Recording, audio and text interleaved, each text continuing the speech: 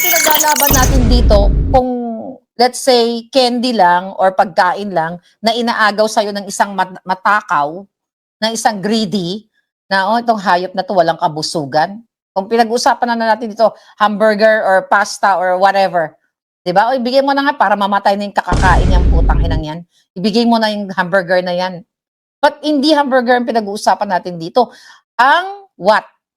Ang kinabukasan ng taong bayan na inaagaw ng mga ulaga senators na pilit na pinagtatakpan ang mga tunay na salarin, ang tunay na mastermind ng pagnanakaw sa kaban ng bayan.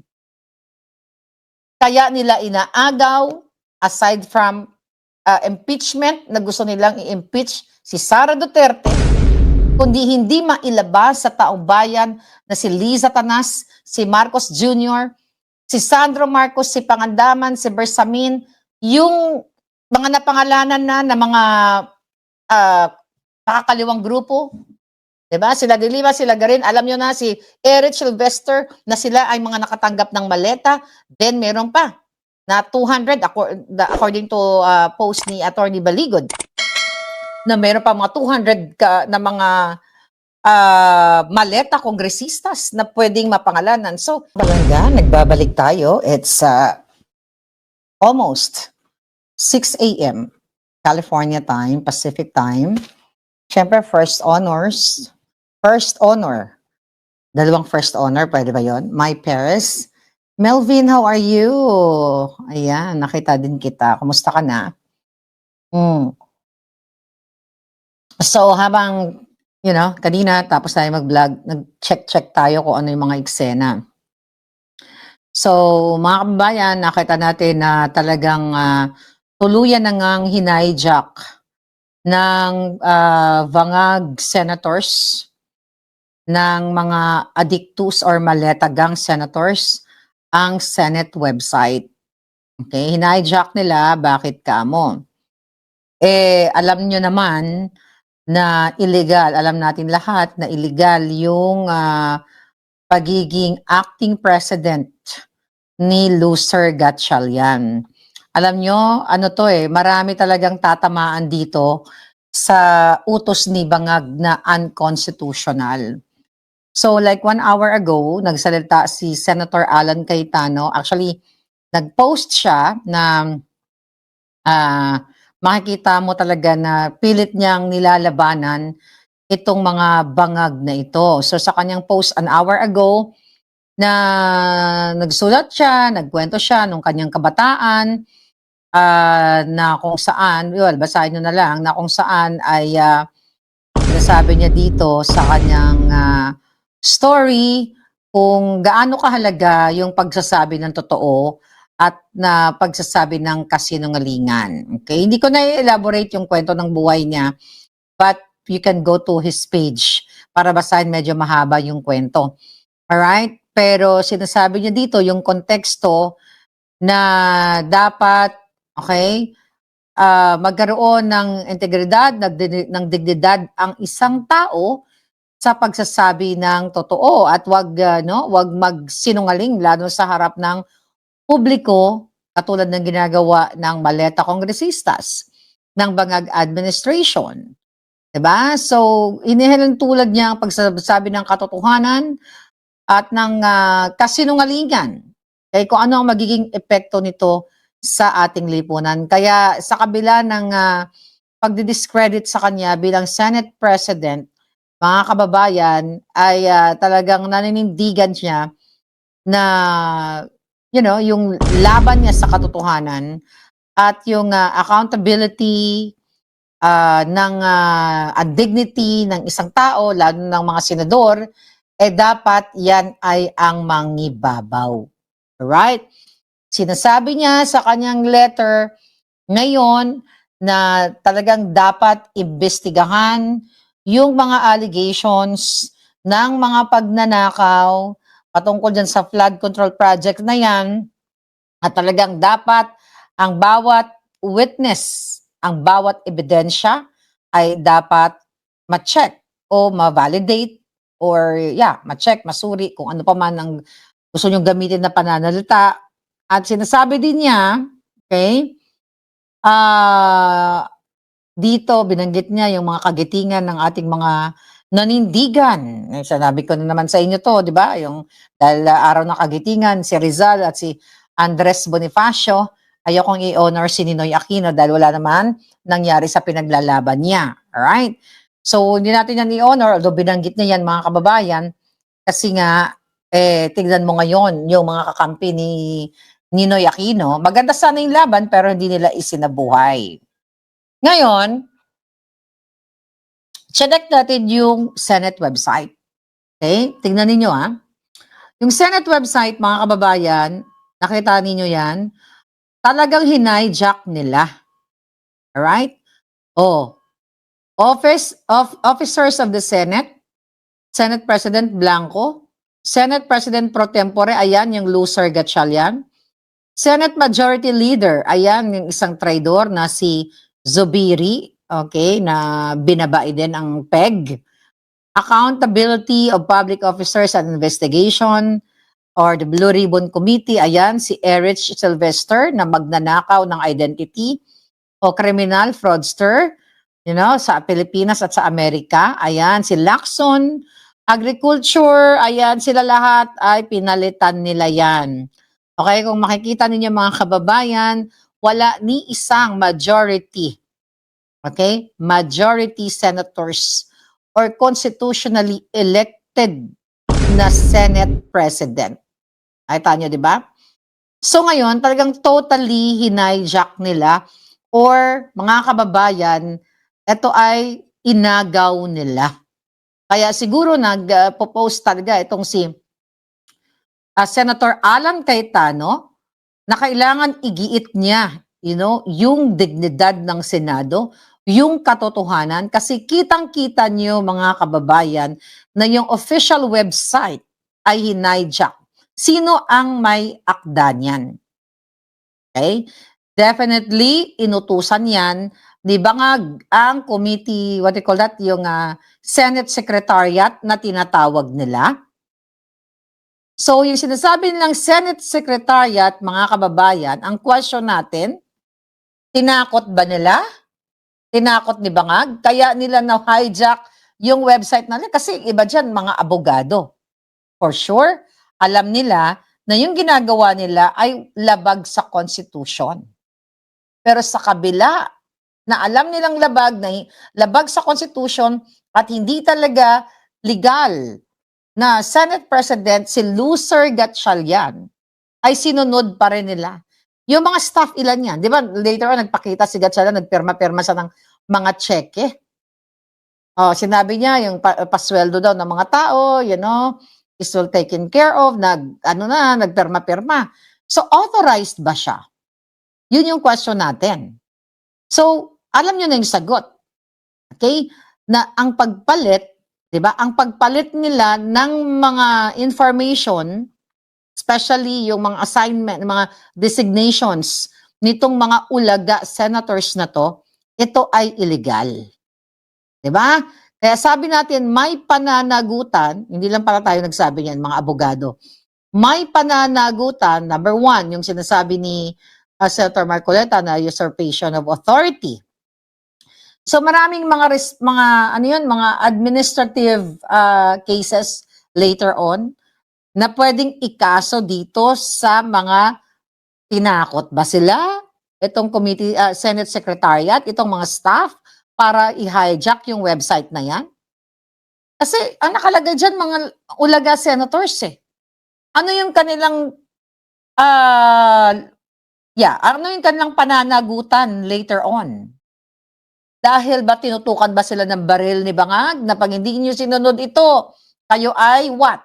Kayo ay matatanggal sa Senado. Diba? Sino yung nag-utos sa kanila? Alam na natin kung sino nag-utos. Bangag o mga Maleta Gang. Sino exactly? Sinong tao nag-edit nitong mga na to? Ng mga information na yan, mga pinagsasabi natin. Sino ang nag-utos? Alright. Ayan, di ba? Sino ang nag-utos yan na palitan nila yung mga committee chairpersons na yan? Sino? dapat yan talaga managot mga kababayan kasi ayan ay fake. Sabi ko nga, unconstitutional na dapat nilang pagbayaran later on. Walang authority. Itong mga nagpalit na ito, kundi what? Pananakot? Kasi lahat yan, I believe ito si Alan Cayetano, which is, alam naman natin na abogado siya, right? For sure, well-documented lahat ng ginagawa nitong mga Senate, Senate Secretariat na ito. Okay? Kaya dapat, kung pwede silang kasuhan lahat, o ikulong lahat, o later on, malalaman natin, tinakot ba sila? Diba? Kasi ang dami nila eh. O tinignan natin yung website nila, they have like, okay, mayroon silang, of course, yung, yan na nga, Office of the Secretary, Legislation Department, Committee Affairs, yan yung mga in charge yan. Ayan, Administrative and Final Services, katulad na nga lamang yung pagpo-procure nila, yung pagpapakain nila doon sa bogus na hearing ng mga ulaga senators, di ba? Graft and corruption yan. I think si Senator Marcoleta din yata nagsabi noon. Di ba? Yung pag-release nila, pag-disburse nila ng pera na hindi naman sila legitimate. Okay? Yung tinalaga nilang office of the officer of what's that? Sergeant at arms. O illegal lahat 'yun, mga kababayan. Ang alam ng website na 'yan. Illegal lahat 'yun.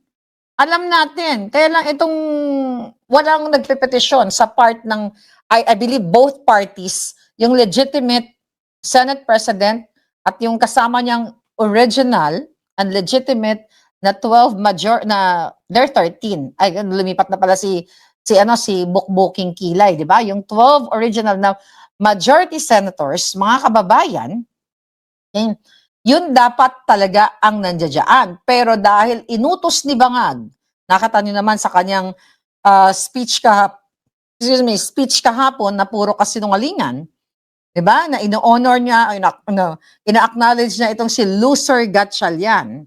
Kaya dapat itong Bangag na ito, talagang sabi ko sa inyo, wala na. Illegal niyang inutusan na agawin ang pamumuno sa Senate presidency.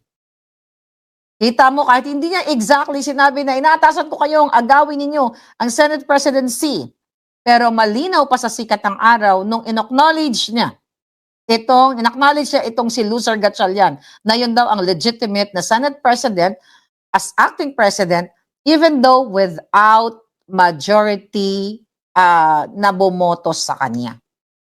Diba? So ang tanong natin dito, ano-ano ang mga kaso? Binanggit na rin ito ng mga magagaling abogado, administrative, liability, civil, criminal, at kung ano-ano pa. Kung may bitay, dapat nga kasama sila sa bitay dyan. Kasi hindi natin alam. Pag inibisa, tinutukan ba sila ng barel? Bakit sila sunod-sunuran? Takot ba sila? Definitely yes. Diba? Alam nila, illegal ang ginagawa nila against o labag sa Constitution, pero ginagawa pa rin nila. So yan ngayon, mga kababayan, si Senator Alan Cayetano, I hope wag kang mapanghinaan at sana buo pa rin kayong 12. Okay, sana wala pa rin talagang tumawid na, minsan iniisip na lang, di ba sabi nga ni Senator Alan Cayetano, sige kumuha lang kayo ng isa, mag-13 lang kayo, ibibigay ko na sa inyo. Para minsan gusto mo ring sabihin, di ba? Na parang, sige na, para putang ina ninyo, tumigil na kayo. Kung ang pinaglalaban natin dito, kung let's say candy lang or pagkain lang na inaagaw sa'yo ng isang matakaw, ng isang greedy, na itong hayop na to walang kabusugan. Kung pinag-usapan na natin dito, hamburger or pasta or whatever, di ba? O ibigay mo na nga para mamatay na yung kakakain yung putang inang yan. Ibigay mo na yung hamburger na yan. But hindi hamburger ang pinag-uusapan natin dito. Ang what? Ang kinabukasan ng taong bayan na inaagaw ng mga ulaga senators na pilit na pinagtatakpan ang mga tunay na salarin, ang tunay na mastermind ng pagnanakaw sa kaban ng bayan. Kaya nila inaagaw, aside from impeachment, na gusto nilang i-impeach si Sara Duterte, kundi hindi mailabas sa taong bayan na si Liza Tanas, si Marcos Jr., si Sandro Marcos, si Pangandaman, si Bersamin, yung mga napangalanan na mga makakaliwang grupo, 'di ba? Sila De Lima, sila Garin, alam nyo na si Eric Sylvester na sila ay mga nakatanggap ng maleta. Then meron pa na 200 according to post ni Attorney Baligod na meron pa mga 200 na mga maleta kongresistas na pwedeng mapangalanan. So, hindi ito tinapay lang ang pinag-aagawan nila. Diba? Kung tinapay nga lang pinag-aagawan natin, yan, sabi, ibigay mo na yan. But again, future, pera ng taong bayan na napunta sa kanila. Tingnan ninyo harap-harapan. Hinajak ang Senate website. Then harap-harapan, binababoy kayo ni Satanas at ni Bangag. Papunta-punta sa simbahan, paluhod-luhod ang putang ina, hindi pa nasunog. Kung pwede nga lang yun, pagpasok mo sa simbahan, pag demonyo ka, masunog lahat. Siguro buong simbahan dun sunog. Diba? Kung ganun lang, no? Yung mga demonyong kawatan, parang touch move. Pag pumasok ka dyan, patay ka o laglag ka sa kumunoy. Kaso hindi. Kailangan taong bayan ang sumunog sa kanilang naratibong puro kasinungalingan. So yan, mga kababayan. Okay, ano pa mga kaputahan nila dito? Yan ngayon. Harap-harapan eh. Harap-harapan na binababoy kayo. Then what?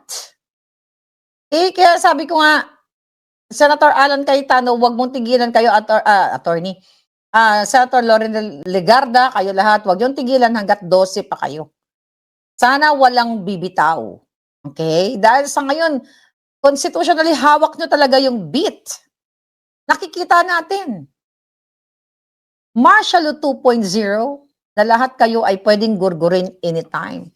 Kung panahon ni Marcos Sr., ang daming nag-apply ng asylum, nag-asylum nun eh.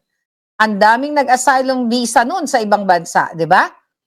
Dahil ginugurgur ang mga nagsasalita or kinukulong or tinotorture, alam nyo yun, di ba? Alam ng mga dilawan yun. Oh. Na sila ang sigaw ng sigaw. Okay? Puro may katotohanan naman pala ang mga sinasabi nila, pero ngayon ayaw na nila magsalita. Katulad ni De Lima, ni Virus, alam nyo na yan.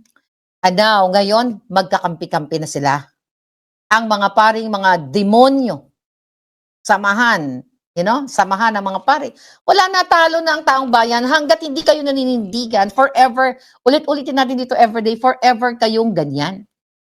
Kasi harap-harapan, sabi nga, kulang na lang, kung sa literal lang, kumbaga ginatuslok inyo mata para mabulag ka mo. Bulag na nga. Well, I know you're not bulag. Alam ko, hindi kayo bulag. Pero mga palangga, ayan imagine mo, wala na silang takot, wala na silang habag. Diba? Wala na silang pakialam sa inyo. Kasi hodang magsalita tayo dito. Yan, sabi ni Barkadahan, Marcos na rin sila. Parang hindi kayo tutulog palangga. By the way, meron na tayong 2 guest sa ating susunod na show. Hindi ko pa alam, mag-suggest nga kayo kung anong title natin sa ating show. I-announce ko lang ang ating 2 guest sa ating show, maybe tomorrow, si Marie at si Emmy. Nag-message na, 2 na tayo. I can accommodate kahit 3 guests. Basta mag-message lang kayo dyan. Mag-message lang kayo at itutuloy-tuloy natin para, sabi ko nga sa inyo, para marinig naman ang inyong boses. Oops. Wait a minute. Nawala. Nawala ang hitad. Nawala ba ako? Okay. Ayan. Ayan yung ating email. Now, ngayon mga kababayan, China versus Philippines. Hanggang kailan matatapos yan? Pag-upo pa lang ni Bangag, mga kababayan, ang dami niya nang sinasabi tungkol dyan. Pag-upo pa lang yan, ang sabi ni Bangag, I will not preside, over any process that will surrender even 1 square inch of territory of the Republic of the Philippines. Diba? Ano ang sabi niya? Anong sagot ng China dyan? Okay, China has, sabi ito, China has indisputable sovereignty over the islands and adjacent waters in the South China Sea. Okay. Ngayon mga kababayan, 2022 sabi ni Bangag ay ipaglalaban niya, hindi niya iso-surrender kahit square inch ng teritoryo ng Pilipinas. Pero ulitin natin, ang pakikipagsabwatan niya sa iba't ibang mga lahi para apak-apakan kayo, babuyin kayo, ang pakikisabwatan ni Bangag sa ibang mga, sa mga foreigners para nakawin ang pera ninyo. Hindi lang square inch ang sinorender niya. Kinabukasan ninyong lahat. Kahit ano pang kasinungalingan ni Bangag na ipinupurso daw niya yung independent foreign policy ng Pilipinas, iyon ay kasinungalingan. Bago pa siya umupo sa eleksyon pa lang, ay kasabwat niya na ang banyaga para dayain ang mamamayang Pilipino. And now, patuloy na laban sa China, putang inang labanan sa China na yan. Ano nangyayari dyan? Chinese. Yung mga tiwali ang nagtitake over sa mga negosyo. Tapos, ano sinasabi natin? Ano sinasabi ng mga Bangag? Hindi tayo yuyuko sa China? Eh, nakita nyo naman, nung recently na Filipino-Chinese Chambers, kung paano sila Satanas makipaglaklakan ng alak, kung saan nagkita sila ni Senator Alan Cayetano doon, na nagchika-chika doon, di ba, nag-viral yon. Sino-sino ba ang mga players doon? Mga Chinese. Hindi nga natin alam, are they really Chinese-Filipino? Pwede sa salita lang, pero sa kanilang mga birth certificates, sila ay Chinese citizen. Ang question natin, they talk about China, na sinasabi ni Gibo Chidoro na China remains a severe threat. Threat pala yung China eh. Threat daw yung China, mga kababayan. Pero tignan niyo, ang kasabwat ni Bangag, mismo si Chidoro, di ba? Dugong Chinese yan. Ang kasabwat ni Satanas, ni Bangag sa pagnanakaw sa mga pulburon ay mga Chinese. Kunyari lang to na pinaglalaban nila kayo sa sa China. Chika-chika lang ito, kaya naman, okay? Sinasabi ng China dito sa news ng Chinese Foreign Minister spokesperson, Teodoro has repeatedly made erroneous remarks and maliciously hyped up the so-called China threat. Exactly. Kaya sinangson siya, pati mga anak niya, pamilya niya, hindi pwedeng pumasok sa territory ng China like Hong Kong, kasama yata yung Taiwan, no? Anyway, mga kababayan, hindi siya pwede makipag-business or kung may mga smuggling business siya or whatever.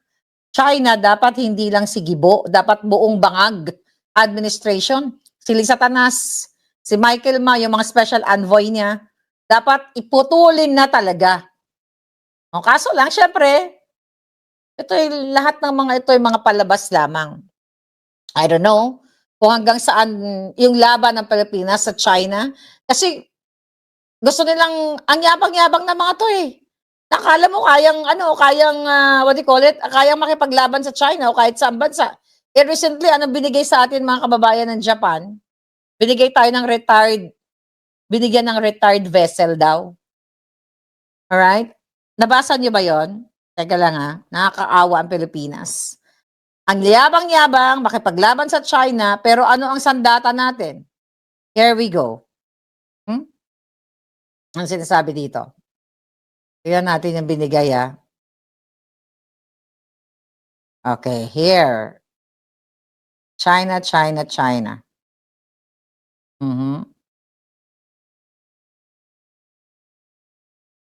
Again, Japan, sabi dito. Balita to, Japan is giving its retired warships and aircraft to the Philippines and Indonesia, and every ship comes with strings attached for decades. So nakita nyo, retired. Paano mo ba ita-translate ang retired warship? Pag translate mo yan sa panalita natin, uugod-ugod, bulok. Di ba pag matatanda na, pag tumanda na yung isang tao, yung mga piyasa natin, mahina na yung tuhod, mahina na yung pandinig, mahina na yung puso, di ba? Wala nang ngipin, pag tumatanda ka na, senior na, di ba? Ganon yung realidad. Overused, sabi na Boy Gising.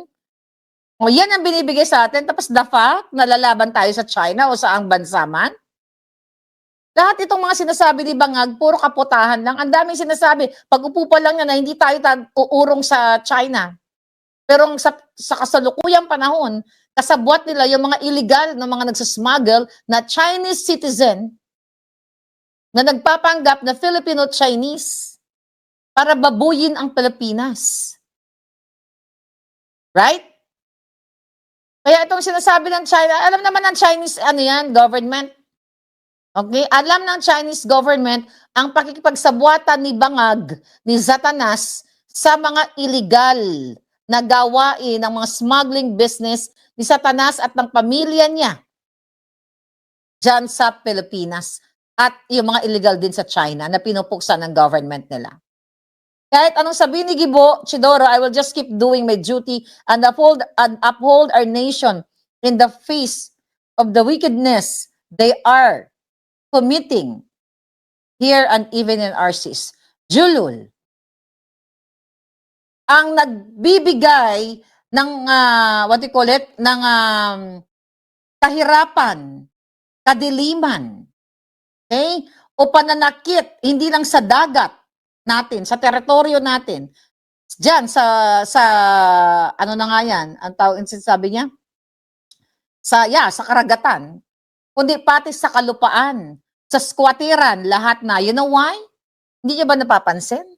Recently, ang daming sunog sa Quezon City. Ngayong araw yata o yesterday sa Taguig. Tama ba? Sino mga nasunugan dyan? Parang sunod-sunod yung sunog. Posible yan. Yung mga lugar na yan, I just don't know kung yan ba ay mga nasunugan, di ba? Mga squatters area, yung ano tinatawag dyan, yung mga may mga rights lang kayo. Pero pag mamay-ari ng, let's say, government or whoever, di ba sinusunog? Posible yan sinusunog kayo. Literally. Intentionally. Para i-take over ng mga oligarchs, ng mga addictus, ng mga smugglers, ng mga bangag, yung property na yan. Kasi hindi na kayo makakabalik eh. Magkano lang binigay sa inyo? Yung nasunog dyan sa Nia Road. Right? Ano binigay sa inyo na ayuda? Kalahati ay peke pa. Yung nag-message sa atin. Yung sa Taguig, sinunog kayo dyan, baka maaari patayuan ng factory. Ganun naman ang ginagawa ng mga mapang-api. Yan ang ginagawa ng mga negosyanteng nakikipagsabuatan sa gobyerno. Nakita nyo yan? Kasi itong si Chidoro, si Tariela, yung mga bang na yan, na hindi sabi ni Bagang, hindi niya ibibigay kahit isang square inch ng lupa. Matagal na tayong pinamigay. Diba? Nagpapanggap na lang tayo na tayo ay mga bayani, tayo ay lumalaban, pero talong-talo na ang Pilipino sa kamay ng mga bangag. Hindi lang dagat ang ipinamigay nila. Ang dignidad, ang karapatan, lahat, pati bilat ng mga Pilipino ay binibigay. Ang kahirapan, bakit ko nasabi? Tignan mo, ang statement ng 18 Marines, ang mga bilat ng ating mga kababaihan ay ginaatad, binibenta na nilalako na parang akala mo mga bilasang isda sa ngalan ng 250,000 tip ni Tulfo. Makadilap na sila ng mga bilat. Anong tawag dyan? Ugat yan ng kahirapan. Gagamitin ang mga kababaihan, ang kanilang kahirapan. Saan binibenta yung mga yan? Sa mga smuggler na Chinese? Diba? Mga illegal na nandiyan. Saan binibenta yan? Sa mga smuggler na foreigners. Patotoo yan na Brave 18, ino-order lang nila. Ugat yan ng kahirapan, mga kababayan.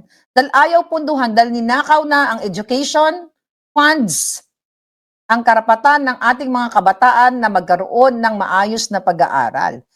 So, ito'y chain reaction. Kaya gumising kayo. They talk about what ipaglalaban natin ang soberenya, ang ating karagatan. Pero na lulugmo kayo sa kahirapan. Pati ang bilat ng mga anak nyo, ang bilat ni Satanas. Ang bilat ni Satanas nakikinabang sa pera ng bayan. Ang mga ipailabong ng inyong mga anak na ibibenta sa mga smugglers, na mga foreigners. At na ibibenta sa mga senators. Katulad kay Erich Sylvester at kay Tuf. Kita nyo naman sa video na pinrasan ko sa inyo, napapaligiran siya ng mga almost minor de edad na mga kababaihan. Ang dami ng lumabas na video eh. Diba, mga kababayan? Now what? Ano ang sinasabi ni Chidoro dito? Sabi niya kasi ni Chidoro, there is no good faith that I can see in the actions of China. That is truly what they do to, sabi niya, sabi ng China, the Philippine side should stop making provocation and stop spreading disinformation. Ang sagot ni Chidoro, that is truly what they do to those who speak the truth against their deception. Okay? Nung sinanction siya. The sanctions are a legitimate and lawful countermeasure against facts that harm China's interests, sabi ng China. So kung babalikan natin, yung sinasabi ni Chidoro na sila ay ginagawa ng China ay pinapatahimik sila, dinideceive sila, tayo diyan. Bullshit. Ang unang nagdi-deceive at nangloloko at nagpapatahimik sa karapatan magsalita at magbigay ng opinyon ay ang Bangag administration. Galit pala kayo eh. Okay, you talk about China, dinideprive kayo. Dinideprive kayo, sinusuppress ang inyong kalayaan na magsalita, magpahayag sa nararamdaman ninyo sa ginagawa ng China. Nararamdaman nyo, pero eto rin yung nararamdaman ng taong bayan.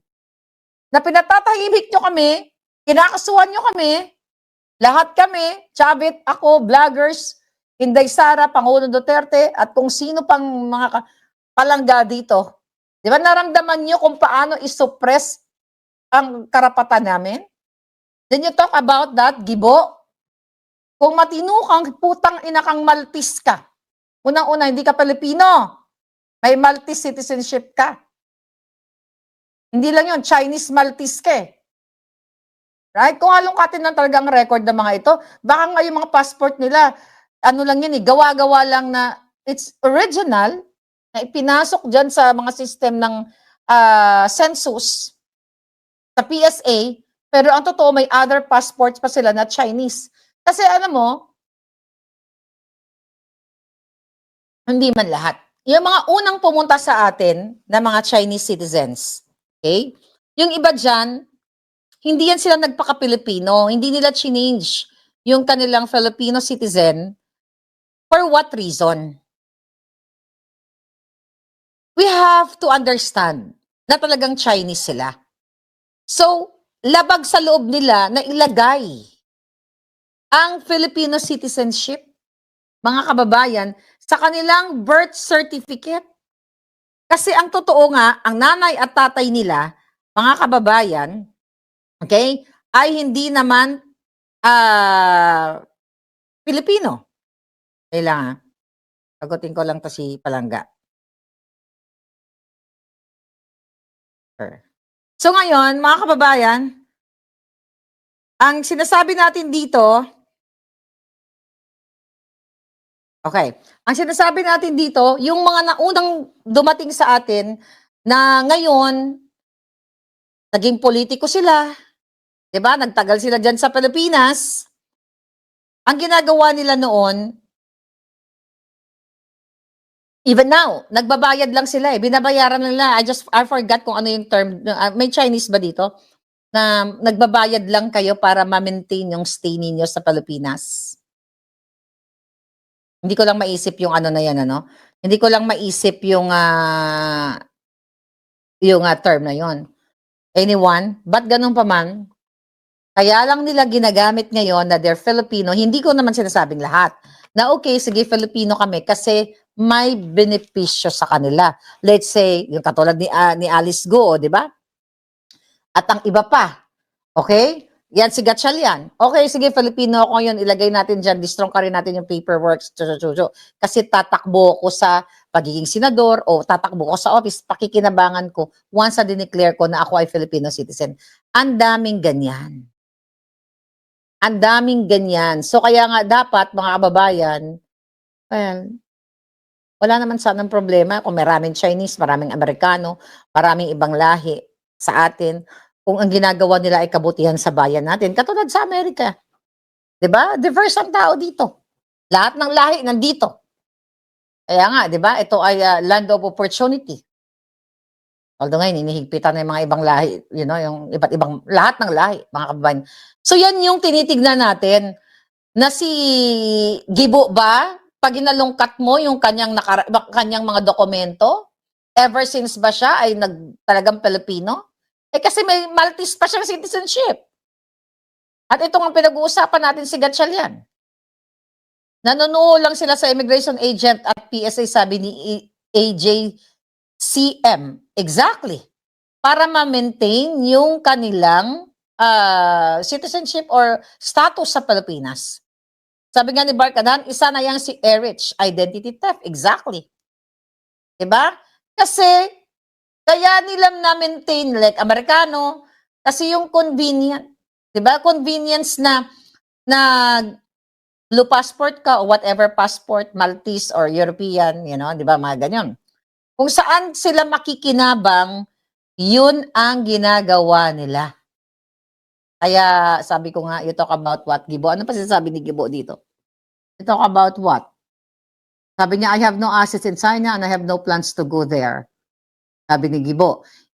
Sabi niya, even if I wanted to visit because the food is good and people are kind, that is overshadowed by the kind of government they have. Ang daming sinasabi. Okay? Ang daming yung sinasabi sa China. Sabi ko nga noon pa to, panahon pa ni PRRD dati.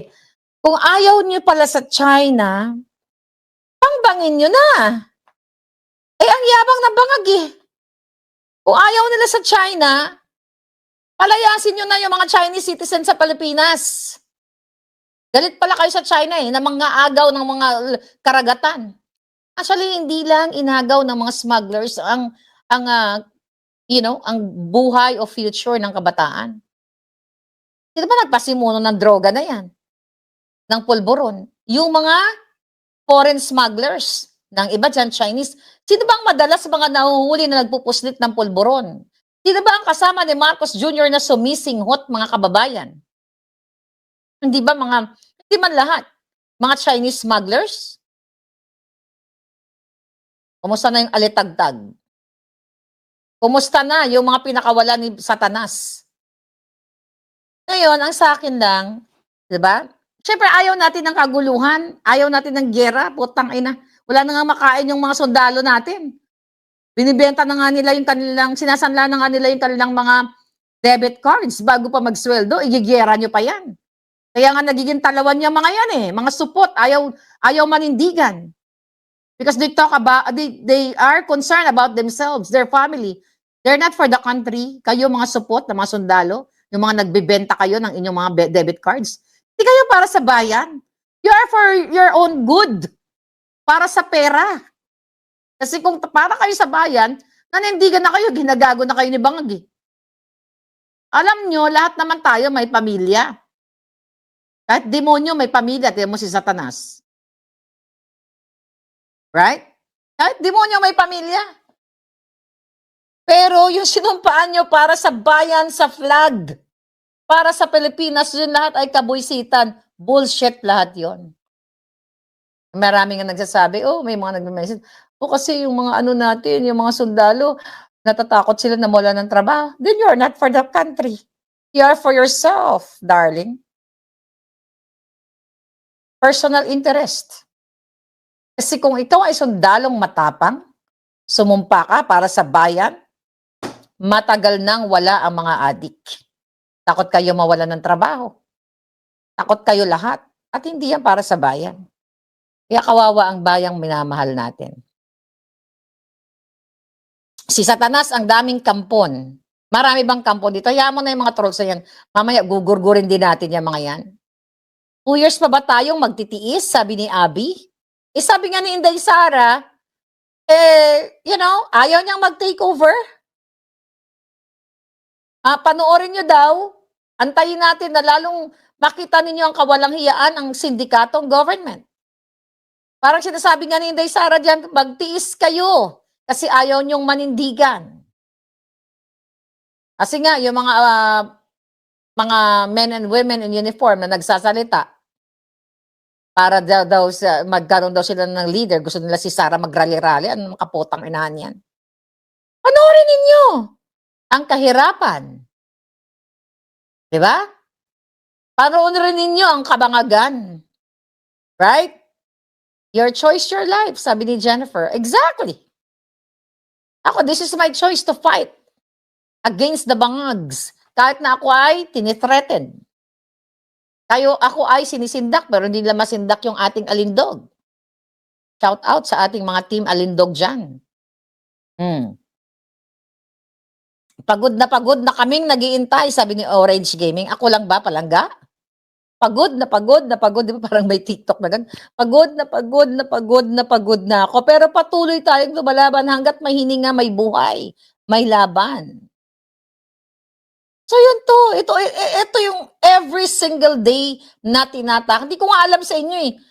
Sabi ko nga, ako nga, hindi ko nararamdaman physically yung paghihirap nyo dyan. But emotionally, nararamdaman ko na mafia, sindikato ang gobyernong ito. Bakit ko nararamdaman?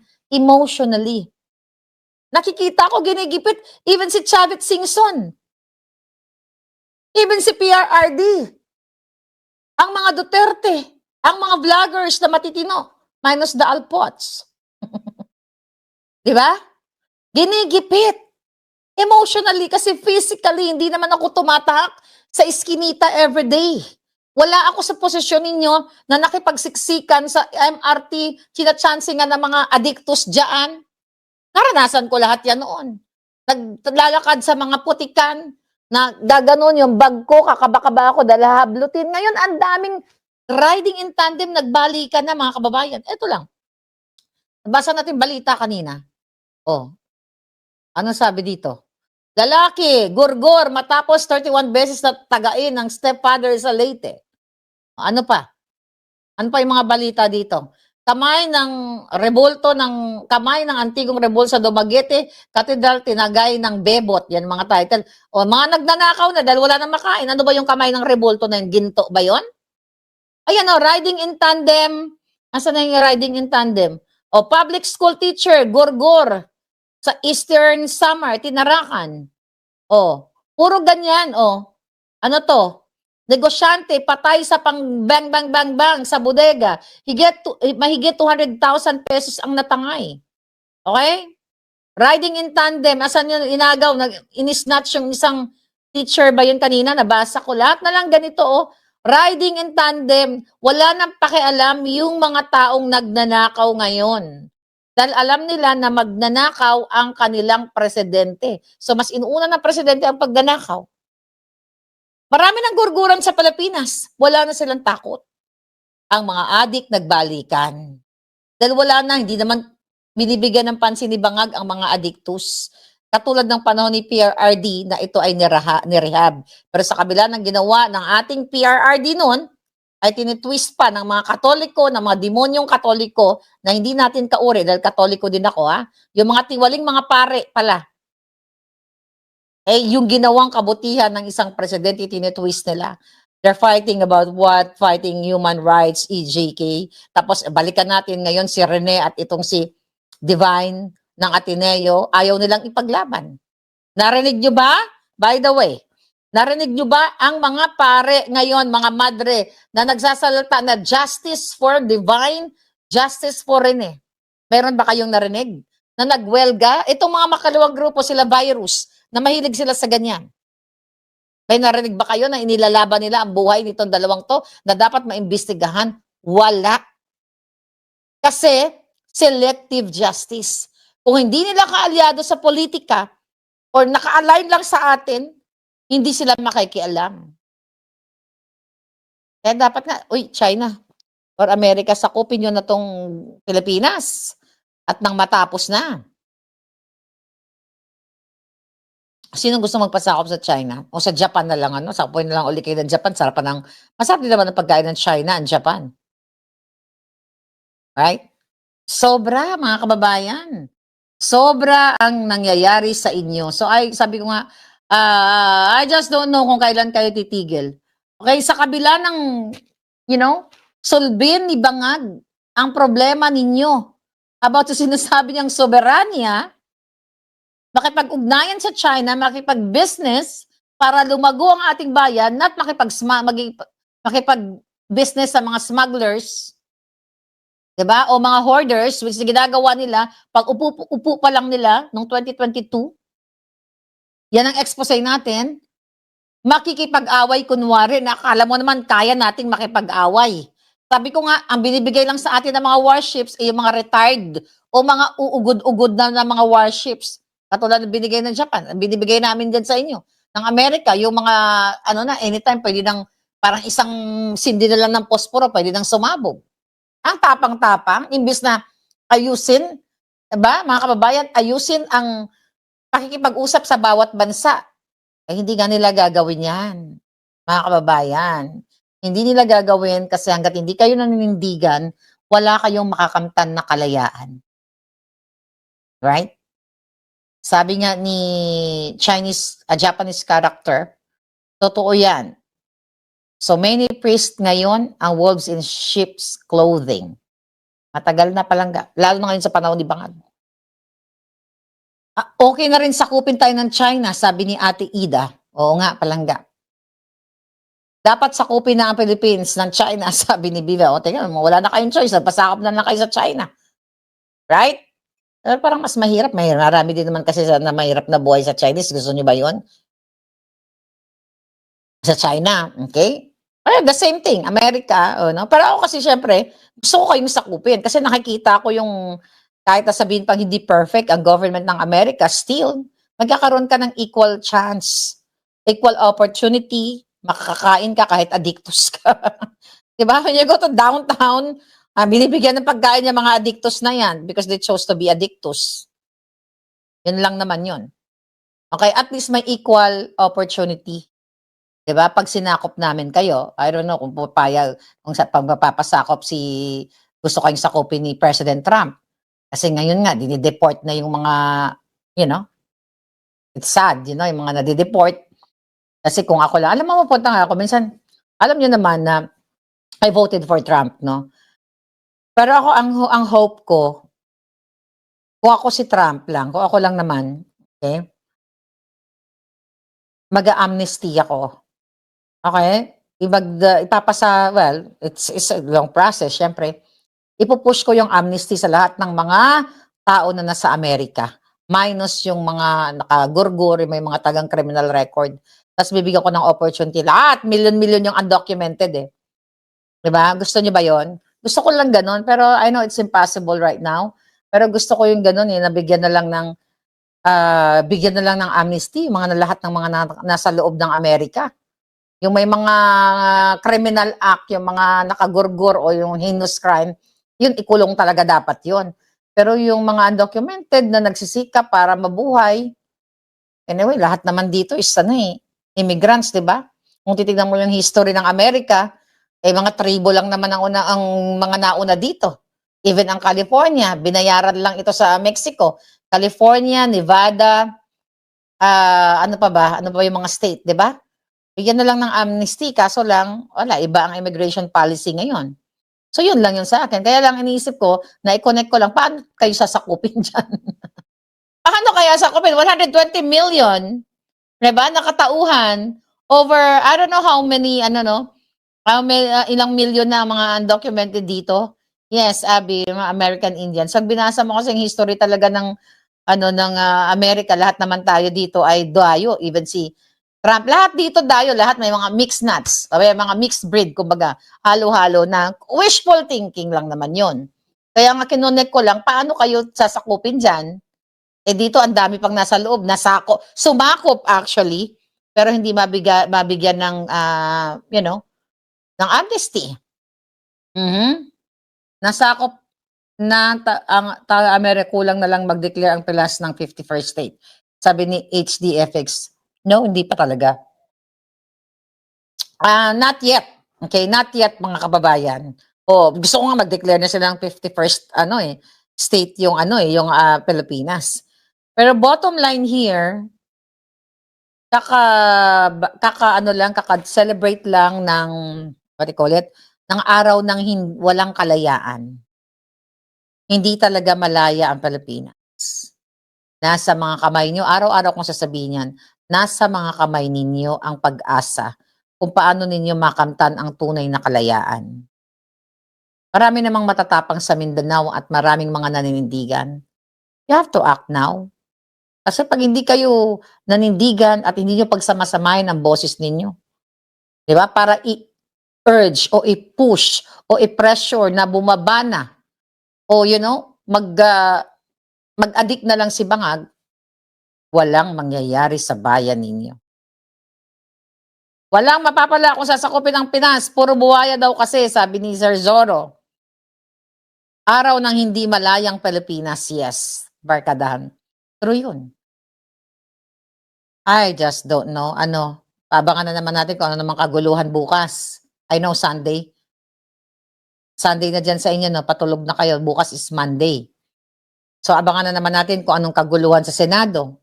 Paulit-ulit na lang, 'di ba? Tatanggapin niyo na lang na gutom kayo, ng inuulam ng anak niyo asin, mantika, toyo, tas ipasa-pasa niyo na lang yung ganong klaseng generation. Hindi lahat kasi nabibigyan ng opportunity. Hindi lahat pare-pareho ng skills. Hindi lahat pare-pareho ng pananaw sa buhay. Hindi lahat masipag. Yung iba umaasa sa government, which is dapat naman talaga ang gobyerno ang mag-aalalay sa inyo. Ang iba, hindi alam kung saan pupunta, saang trabaho pupunta. Lalo na kung hindi ka nakapag-aral, ano lang ang alam mo? Scavenger? Tendera sa palengke, mamumulot ka ng mga tira-tirang gulay? Construction workers? Wala kang alam eh. 'Di ba yun lang ang kaya mong gawin. So dapat kung ang government ay alalayan yung mga hindi nakapag-aral, bibigyan ng mga opportunity, kaso mismo yung mga foreman, yung mga foreman, mga contractors, madalas yan pa yung nanggigipit sa mga construction workers na hindi binibigay ng tamang sweldo. Tama? Anyone here? Walang mga gears, walang mga hard hat, napag-usapan na natin yan dito. Nakatsinelas lang yung mga construction workers, yung mga panday. Tapos minsan lolokohin pa ng foreman, lolokohin pa ng mga contractors na ang sweldo kunyari, magkano ba ngayon ang minimum ng ating mga construction workers? So say 800 pesos a day. Minsan ika-cut pa nila o 500 lang kasi ganito, kasi ganyan. Imagine niyo, ganun po kayo kawawain ng gobyernong ginagalawan ninyo. I wish I can do something. Ang pwede ko lang maitulong sa inyo, buksan ang inyong kaisipan na mamulat na ito ang gobyerno ninyo ay Judas. Ang gobyerno ninyo ay adik. Ang gobyerno ay pinagnanakawan kayo. Malungkot maging Pilipino nang kulang sa kaalaman, kulang sa pakikipaglaban. Di ba? Ano ba? Well, it's all boils down kung matino ang leader mo. Katulad ng ni PRRD, kahit anong gawin nilang paninira kay PRRD. Imagine nyo, 100 million a month sa PGH pa lang yan, alone. Wala pa yung mga ibang project ni PRRD. Para maibsan ang magamot ang mga may sakit. Right? Pero tignan nyo si Bangag. May isa bang patak ng dugo na binigay sa PGH? Yung dugo man lang na i-donate nila. Nilisa Tanas, kailang madudumi yung mga dugo nila 50 million daw sa Biluna, sabi ni Abby. Thank you for that, right? Wala. Ibig sabihin, 50 million sa veterans. O, tignan mo. Kabisado ni Palangga. So meaning, wala talagang pagmamahal si Bangag sa inyo. Wala silang pakialam na mamatay kayo dyan sa ospital. Wala kayong pambayad. Wala kayong pabiling karayom, gasa, kung ano. 'Di ba? Kung wala kayong pabiling dextrose na tinatawag, wala kayong pabiling pang-injection o pang whatever, napkin, para sa bagong panganak, babastusin lang kayo ng mga doktor na stress din, na kulang sa mga benepisyo. Kaya lahat yan chain reaction. Stress ang mga doktor, kaya nagiging bastos sila, pero hindi pwede i-justify yon. Kaya minumura-mura yung mga bagong panganak na walang preparasyon. Life is hard sa Pilipinas. So again, ito si Palangga na patuloy na magdadadakdak dito. At i-aware kayo na lumaban kayo para sa buhay ninyo. Kasi ako lumaban din ako Kapalit buhay. Pero syempre, nakataya pala, hindi kapalit. Nakataya ang buhay. Lumaban ako, alam niyo 'yan. Simula pa nung bata ako, walang puwedeng mang-api sa'kin. May nakausap ako kanina, i-share ko lang bago ako umalis. Kasi 'di ba, nagla-life stories naman tayo dito. May nakausap ako yesterday. We talk about our childhood ano, about bully-bully na ganyan.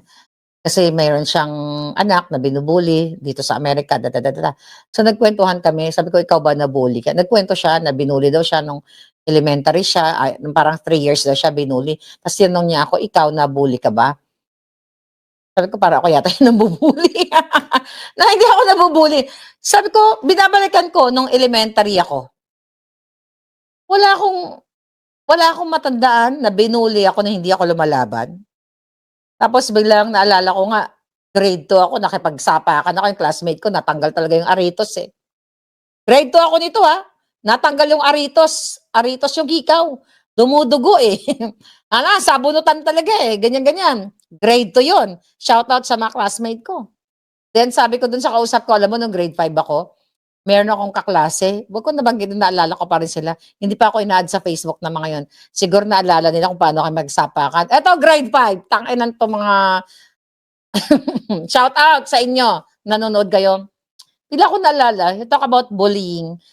I always stand for ano, for what is right talaga mga palangga. So, sino gintapungol mo MD? Naku damo 'to. So grade 5 ako, ganda-ganda ng dress ko no'n. Although parang tomboy ako nung bata, pero yung dress ko bigay lang yun ng pinsan ko. Shout out sa pinsan ko, si Jo ang pangalan, okey? Binibigyan kasi nag-iisang anak yun.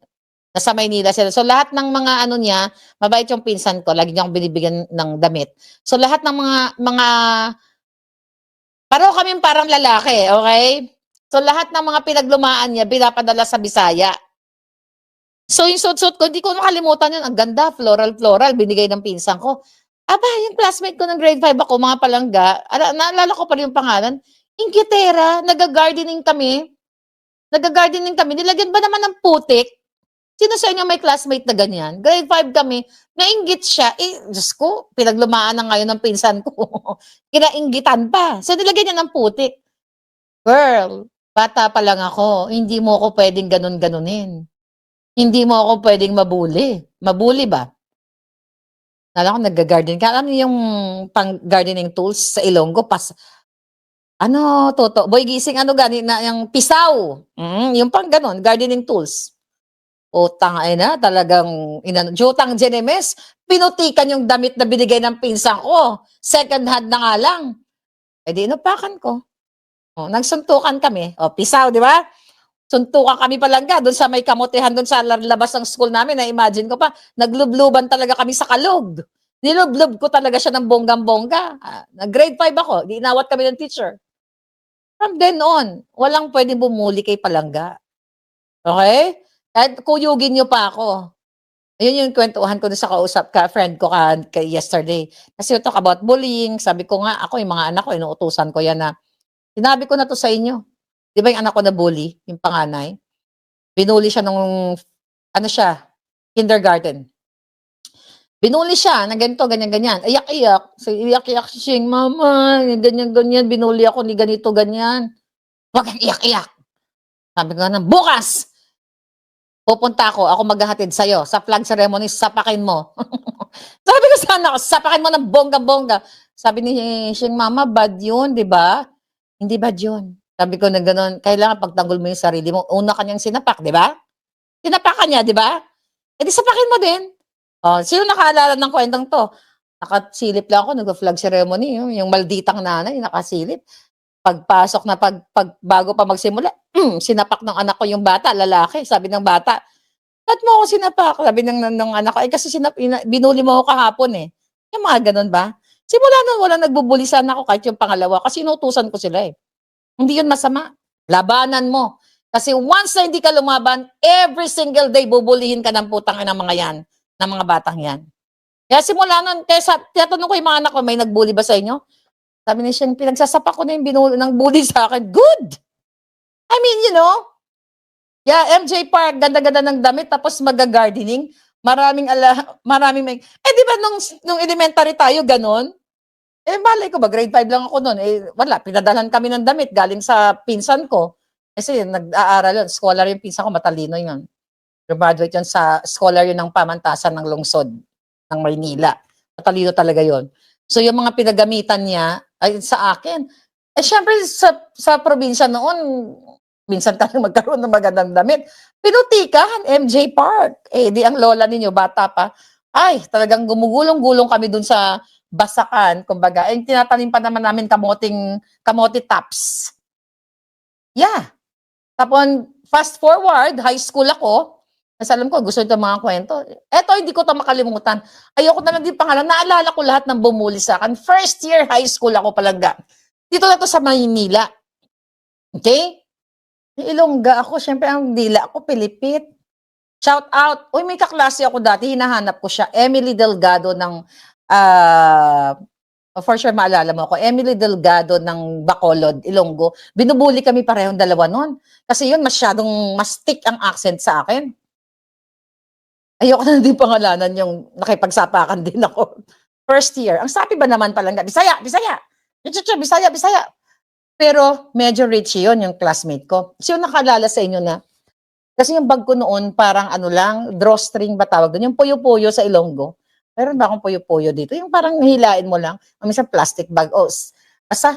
Plastic bag pa yata yung bag ko. Yung bag niya, social. Alam mo yung parang attache case na mataba? Di ba attache case yung lagyan ng mga dokumento? Yung dati yung mataba na ganyan, mataba siya, tapos parang may ipa-fasten mo ng ganon, yun ang bag niya. Ng bruhang yun. Lagi niya, hindi man ako lagi binubuli, yung time na sinabi niya, Bisaya, Bisaya, Bisaya, eh ang arty nun magsalita. Sure, na parang si Lenny Robredo, parang kinakalayat kayo yung kipay niya. Sabi ko, tang-inang to oo nga, Bisaya ako. Totoo naman yun. Pero hindi mo kailangan ipamukha sa akin. Yung time na yun, na parang, every time na lang makita ka, hoy, Bisaya, Bisaya, Bisaya. Yung bang yung bang, dahil Bisaya ka, nilo-lockdown ka, yun na yung pinaka-last na bully niya sa akin. Kinuha ko yung bag niya at sinampas ko sa pagmumukha niya. Eh di nagsuntukan na naman kami pero hindi siya sanay sa pakikipag-away. Ako may training ako sa probinsya. 'Di ba? May training ako sa elementary pa lang ako. Dami ko nang nakasapakan, 'di ba? Tanggal ng tanggal ang hikaw, mahubaran kung mahubaran, 'di ba? Daw sinugid na abi sila sa isiling ni HDFX. Exactly. So mula noon, first year, shout out sa mga classmate ko.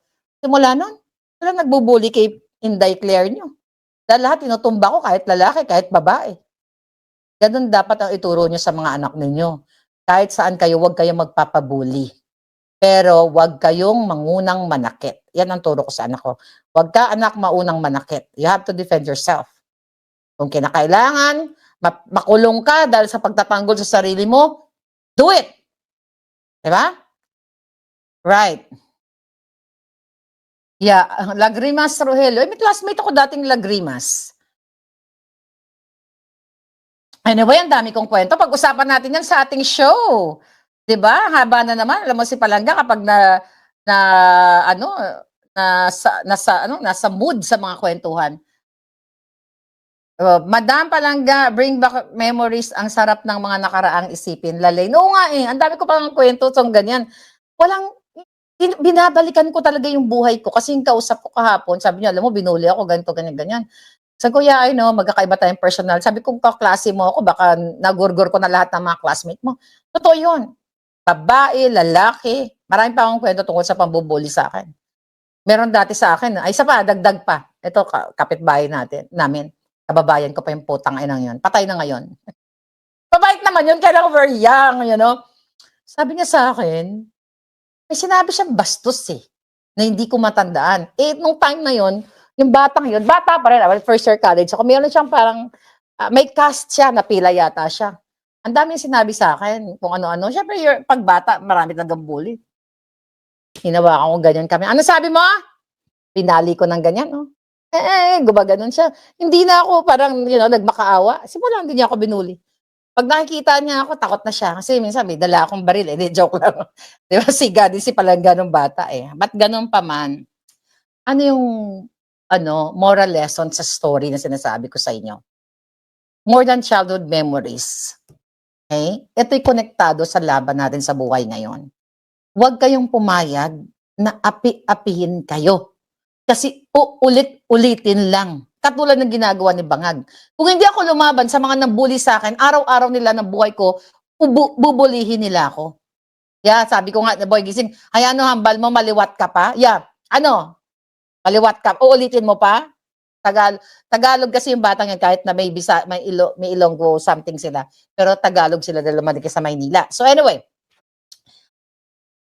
panghuli na lang na pagsabi ko sa inyo, ikinokonek ko na pag araw-araw mo papayagan na bubulihin ka ng mga putang ina, api-apihin ka dahil Bisaya ka, katulad ng ginagawa dyan sa atin. Sa Mindanao, bibigyan tayo 100 million. Ito 50 isa katao. Di Bangag, di ba? Pero kay Kipay Lenny, 500 million para sa Coliseum. Kung papayagan yung ganunin na lang kayo ng ganunin, magtiyaga kayo dahil, kayo ay second class citizen, third class citizen, kayo ay mga Bisaya. Katulad ng pang-aapi sa akin, ng mga jutang dinimis ng mga bata, nung araw na pinagbabalik ko yung mga kamay nila, na hindi na sila naulit. Ha? Ibig sabihin, manindigan kayo. Tumayo kayo, labanan ninyo ang mga mapang-api. Igiit ninyo ang inyong karapatan. Kasi equal footing tayo sa mundong ito. Hindi nila pagmamay-ari ang mundo. Right? Which yung ginagawa ng mga Bangag.